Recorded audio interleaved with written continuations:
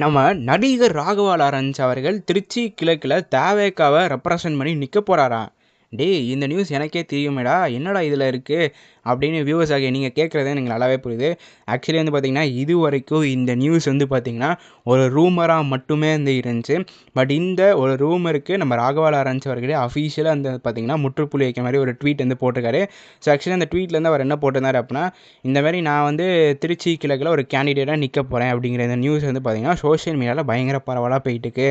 இந்த நியூஸை பார்த்தவொடனே என்னோடய மீடியா நண்பர்கள்லாம் கால் பண்ணி இது உண்மையா இல்லை பொய்யா, நீங்கள் உண்மையிலே நிற்கிறீங்களா இல்லையா சொல்லி கேட்டுக்காங்க.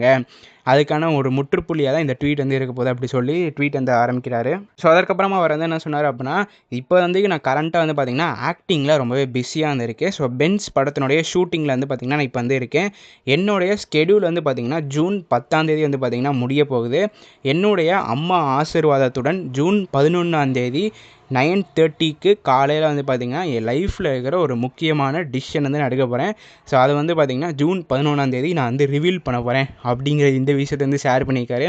ஸோ இதன் காரணமாக வச்சு நிறைய தளபதி ரசிகர்கள், அது மட்டும் இல்லாமல் தவேகா தொண்டர்கள் எல்லாருமே சேர்ந்து இவர் வந்து தவேகாவில் இணைய போகிறாரு, திருச்சி கிழக்கில் நிற்க போகிறாரு அந்த ட்வீட் அப்படி சொல்லிட்டுருக்காங்க. இன்னொரு சைடு வந்து என்ன சொல்கிறாங்க அப்படின்னா, இவர் வந்து அண்ணாமலை அவர்களுடைய கட்சியிலேருந்து இணைய போகிறாங்க, ஒரு முக்கிய பொறுப்பில் வந்து இருக்க போகிறாரு அப்படிங்கிற மாதிரி இன்னொரு சைடு வந்து சொல்லிட்டுருக்காங்க. பட் இதில் வந்து பார்த்திங்கன்னா எது உண்மைங்கிறது நமக்கு வந்து தெரில. பட் இதில் ஒரு உண்மையான விஷயம் வந்து என்னென்னா, ஜூன் 11 காலையில் 9:30க்கு நம்ம ராகவா லாரன்ஸ் அவர்கள் ஒரு முக்கியமான விஷயத்தை வந்து சொல்ல போகிறாரு.